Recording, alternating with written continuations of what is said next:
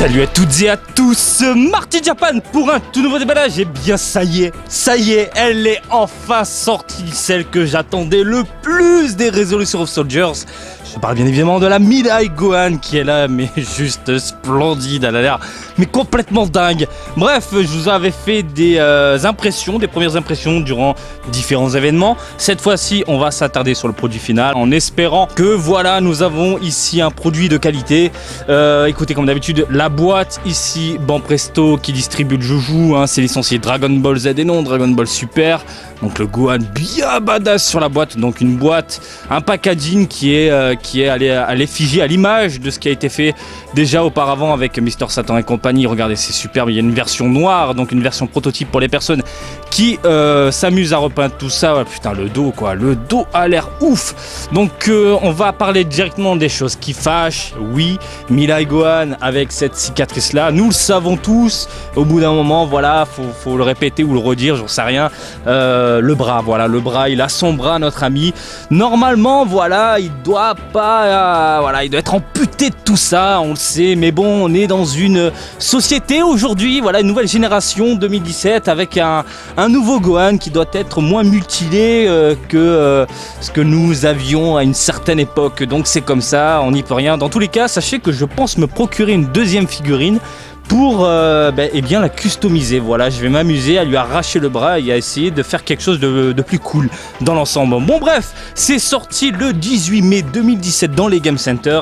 Certaines boutiques actuellement d'occasion la vendent entre 2000 2500. Je l'ai vu aussi à 3000 yens, faut être complètement fou. Si vous me suivez sur Snapchat, eh bien vous l'avez remarqué, je l'ai chopé dans un Game Center pour 500 yens, ça c'est plutôt cool. Et écoutez, je n'ai rien d'autre à dire. Je pense que d'ici quelques jours, quelques semaines, si vous venez au Japon, je pense qu'elle sera abordable, hein. Je pense qu'on va la trouver dans les 1500 facilement dans certaines boutiques d'occasion. Écoutez, on va arrêter de parler et cette fois-ci décortiquer la boîte, la démonter et découvrir ce nouveau joujou du jour ensemble. Elle est où la boîte? Elle est là, la boîte. Donc voici comme d'hab le carton de protection. Ok, c'est déjà monté, j'ai l'impression. Quoique, qu'est-ce qui se passe? Pourquoi c'est bloqué? Pourquoi ça bloque comme ça? Tiens, c'est bizarre. Alors, hop, elle est là et nous avons bien évidemment le socle. Donc le socle, hein, rien écrit dessus, c'est noir, c'est plutôt sympathique ce genre de petit support, surtout au Japon avec les tremblements de terre. Et puis écoutez, nous avons une pièce ici, la Gohan, déjà montée. Écoutez, on va arrêter, hop là, de présenter le papier bulle. Oh là là, les amis. Chef-d'œuvre. Voilà, bon, c'est une figurine Banpresto destinée principalement au Game Center, vous le savez. Donc niveau qualité du produit, c'est du plastoc, hein, c'est du bon plastoc bien dur.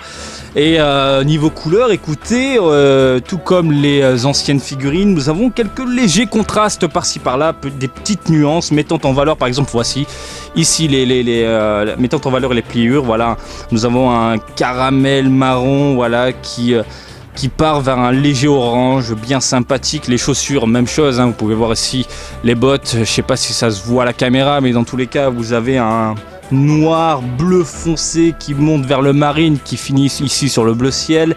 Les petites cordes faisant office de lacet, bien sympathique.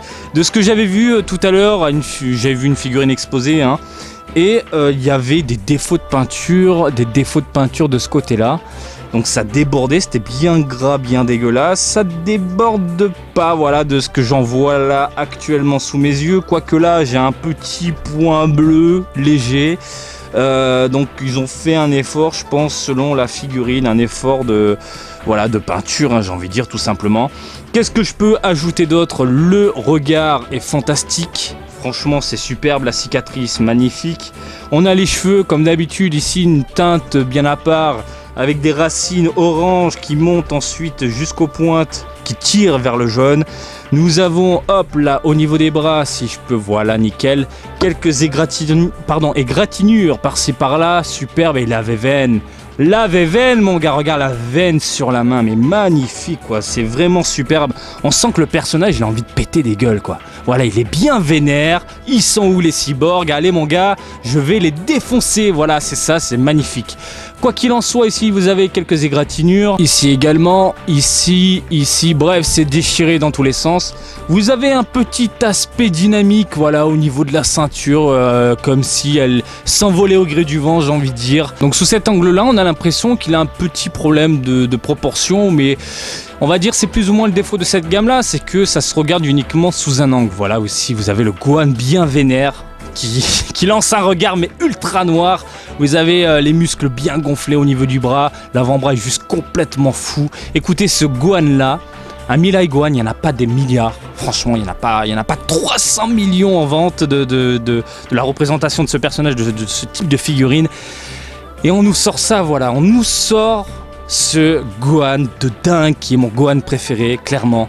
Il est juste spectaculaire, exceptionnel. J'ai pas d'autres mots, c'est magnifique, c'est fantastique. Rapport qualité-prix, les gars, vous avez quelque chose de fou. Et je pense, pour ne pas changer, que les artistes en herbe vont le peindre dans tous les sens et en ressortir une figurine de qualité. Et sans oublier que je pense qu'ils vont lui arracher le bras, lui faire des poses complètement de ouf. Là, j'ai hâte de voir le résultat. Donc ici, concernant le socle, comme vous pouvez le voir, ça s'emboîte au niveau des pieds. Alors certains vont me poser la question, Marty, est-ce qu'elle tient sans le socle? J'ai testé rapidement sur le sol, non, elle tombe vers l'avant. Donc je vais essayer de voir, est-ce que ça tient là ou pas? Non, ça tient pas. On va y aller doucement. Voilà, je pense que voilà, il y a...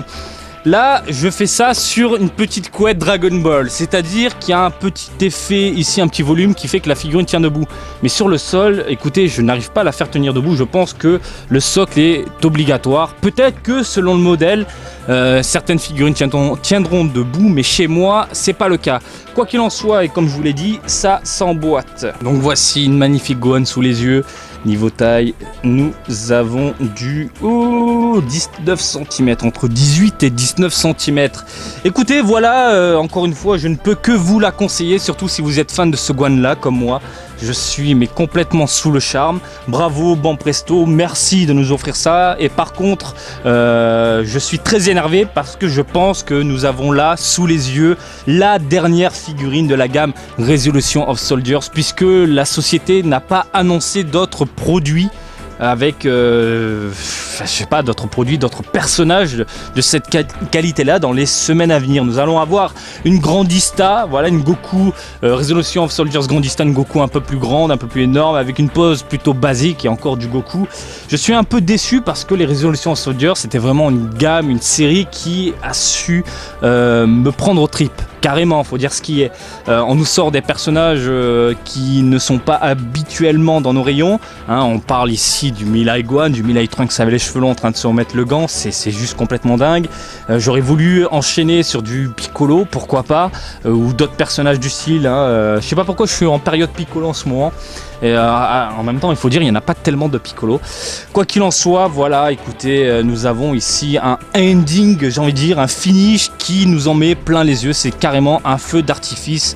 Encore une fois, écoutez, merci Banpresto et dommage pour la suite. Voilà, j'espère que ce petit déballage du jour vous a plu. Comme d'habitude, je vous invite à me suivre sur Twitter, Marty_Japan pour de l'actu Dragon Ball en direct du Japon, mais aussi sur Facebook, Marty Japan, des baisers le Japon. Et je vous dis à très bientôt. Allez, salut, bisous, ciao, ciao.